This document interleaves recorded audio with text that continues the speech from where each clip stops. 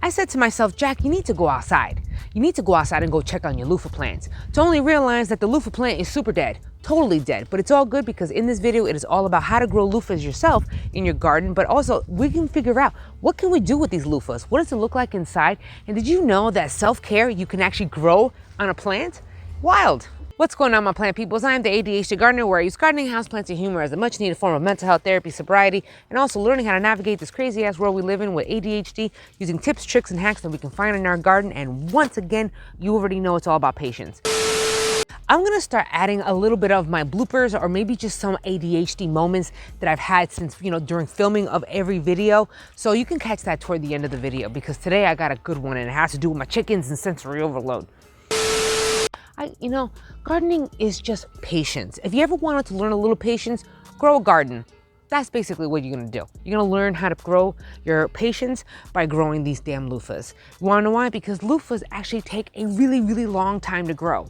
Just like peppers. Remember we were talking about peppers in the other video where I said that it takes like 120 to 150 days? The same thing with the loofah. There we go. That's the first fun fact about loofahs, is that they take a damn long time. It's okay, because one of the tricks to get around it, especially if you live in like garden zone 6A, B, that's like where I'm at, that you have to start them inside. That's the only way that you can really pull this off. The reason why these loofahs right now, they're not exactly at the color that I want it to be, is because I waited too late to start those seedlings. So this is the first thing to not do. And this is the reason why my loofahs are green right now. That was an oopsie, my bad, because I waited too late to get them into the ground. So when you're germinating those loofah little seedlings, then they're gonna need a lot of water. Moisture is key when it comes to germinating your seedlings. Of course, a little humid environment, a little bit of grow light, and now we'll get started. If you're in garden zone, remember 7A, B, I'm not sure. Let me know down in the comments below. If you live in garden zone 7A or B, then let me know, can you grow successfully loofahs just from starting seeds outside?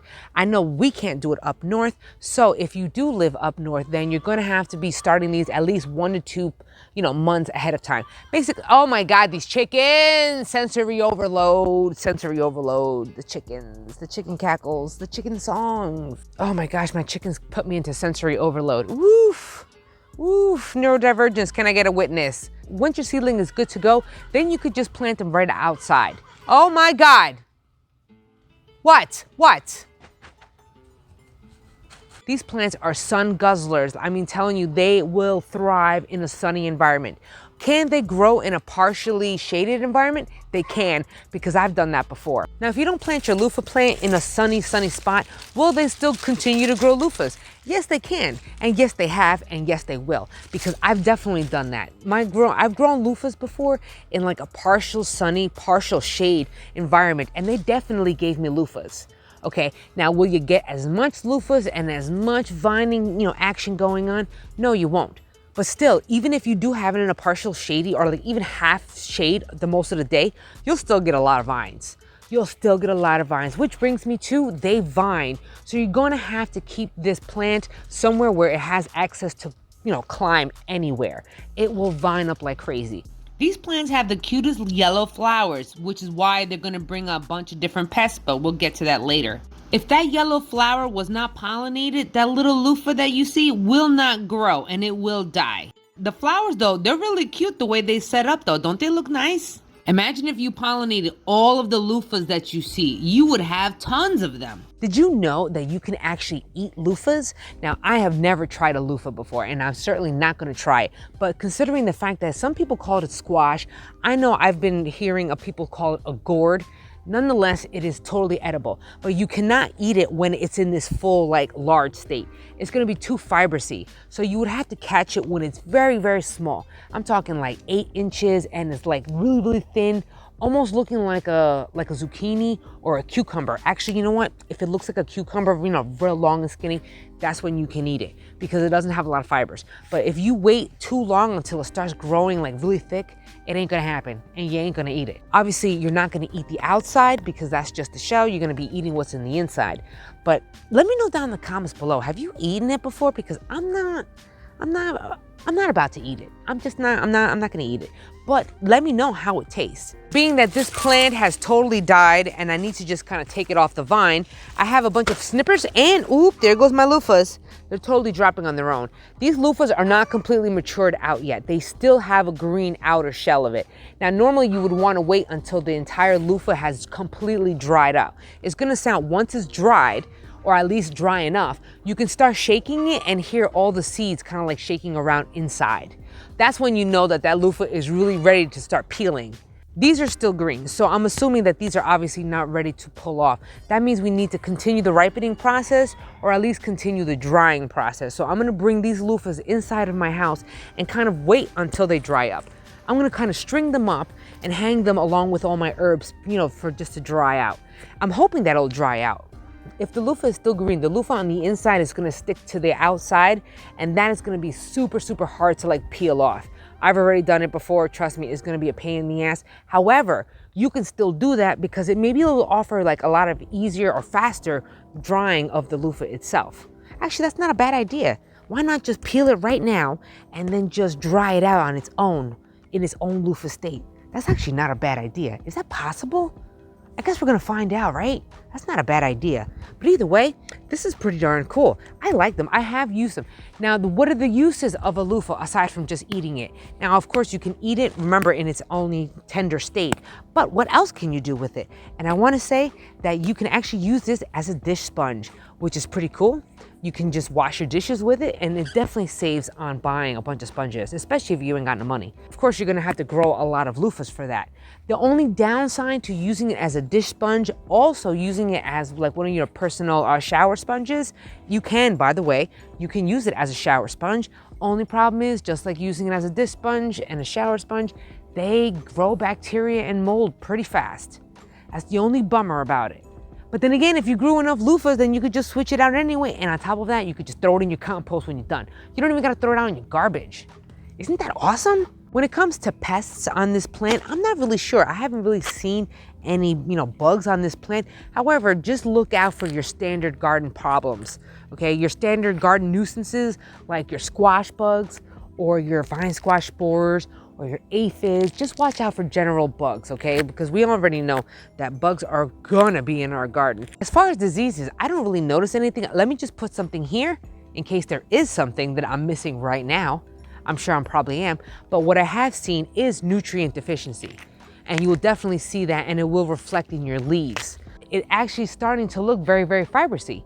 So, in theory, this possibly could work out. Not really, because in this green state, you're gonna notice that yes, there is fiber in there, but there's a bunch of mushy stuff still in between it.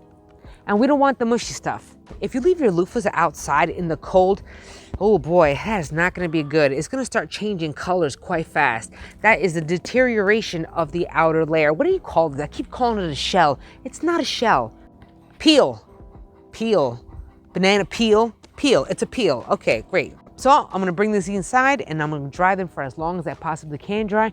I wonder right now, experiment time. I'm gonna stick one of these loofahs in the dehydrator. I wonder what will happen with that. I wonder what will happen if I put a loofah in a dehydrator. Let's find out. I really hope you enjoyed this video and you got some great information out of it. Let me know down in the comments below. Have you tried growing loofahs before? And if so, what did you do with the loofahs? Did you eat them or did you use them as a dish sponge or something? I'm so curious. Until the next episode, you guys, where you and me both are going to be growing our happiness one plant at a time, one day at a time. God bless you all. I don't know if any of you are ADHDers, neurodivergents or anything, but what us ADHD people have is sensory overload, okay? And what I'm experiencing right now as I'm filming is sensory overload from my chickens. All of my chickens are cackling, making noises, screaming, egg song, all at the same time. So to me, that is sensory overload.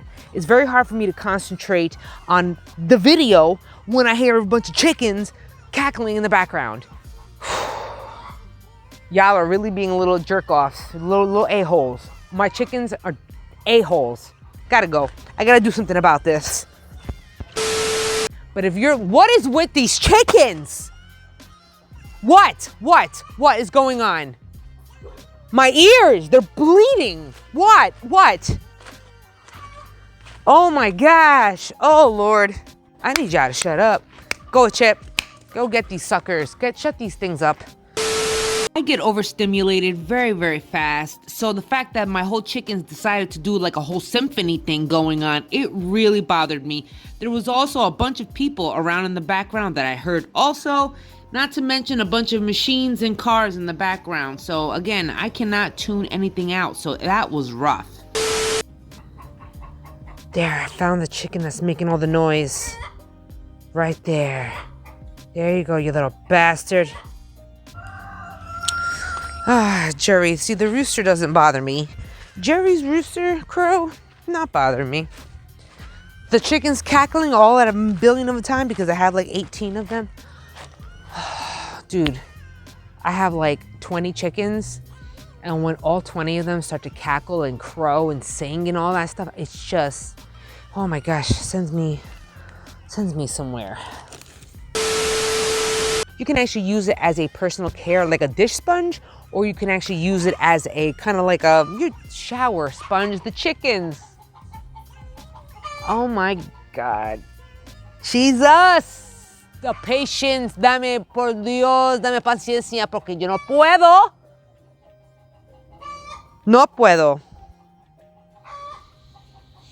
Oh, Jesus. And these chickens literally just got my brain all jacked up. Because y'all were singing and noise and loud and cackling. It was just driving me nuts.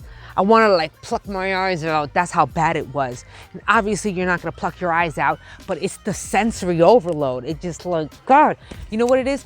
It's like the equivalent of someone going to a chalkboard and scraping with the nails.